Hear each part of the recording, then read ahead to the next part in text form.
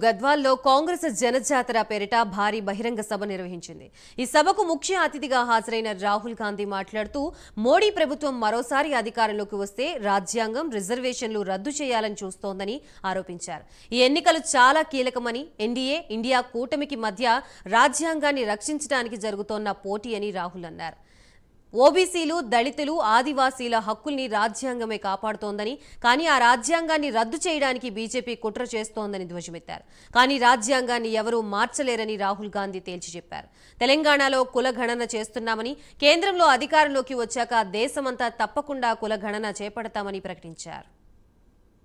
ఈ బీజేపీ ప్రభుత్వం, బీజేపీ కూటమి భారతదేశానికి సంబంధించినటువంటి రాజ్యాంగం అనే పుస్తకాన్ని నలిపివేయాలని చూస్తా ఉంది. ये किताब अंबेडकर जी और गांधी जी ने दी. ఈ పుస్తకం అంబేద్కర్ గారు, నెహ్రూ గారు, గాంధీ గారు కష్టపడి బీద ప్రజల కోసం, వాళ్ళ హక్కుల కోసం రాసినటువంటి పుస్తకం అని తెలియజేస్తా ఉన్నాం. कहा जा सकता है कि अंबेडकर जी गांधी जी के बिना ये नहीं बन सकती थी. అంబేద్కర్ గారు, నెహ్రూ గారు, గాంధీ గారు లేకుంటే రాజ్యాంగం అనే పుస్తకం రచించబడబోయేది అని తెలియజేస్తా ఉన్నాం.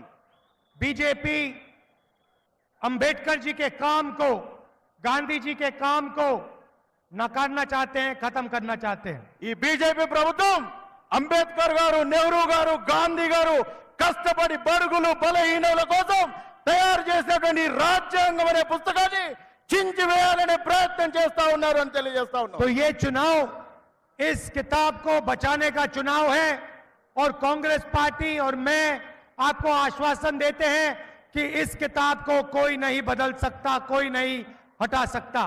ఈ పుస్తకాన్ని బీజేపీ ప్రభుత్వం, వాళ్ళ కూటమి చించివేయాలనే ప్రయత్నం చేస్తున్నారు. నేను, కాంగ్రెస్ పార్టీ, మా మిత్రులమంతా కలిసి మీ హక్కులను కాపాడడం కోసం, ఈ పుస్తకాన్ని కాపాడడం కోసం మీకోసం పోరాటం చేస్తా ఉన్నానని తెలియజేస్తా ఉన్నాను. बीजेपी 2-3% लोगों की पार्टी है. బీజేపీ అనే పార్టీ 22 మంది కుటుంబాలను కాపాడడం కోసం ఏర్పడినటువంటి పార్టీ. जो भी नरेंद्र मोदी जी ने पिछले 10 साल में किया, 22 लोगों के लिए किया. నరేంద్ర మోడీ గారు ఈ 10 సంవత్సరాల్లో చేసింది ఏంటి అంటే 22 కుటుంబాలను కాపాడే పని మాత్రమే చేశారు అని తెలియజేస్తా ఉన్నాం.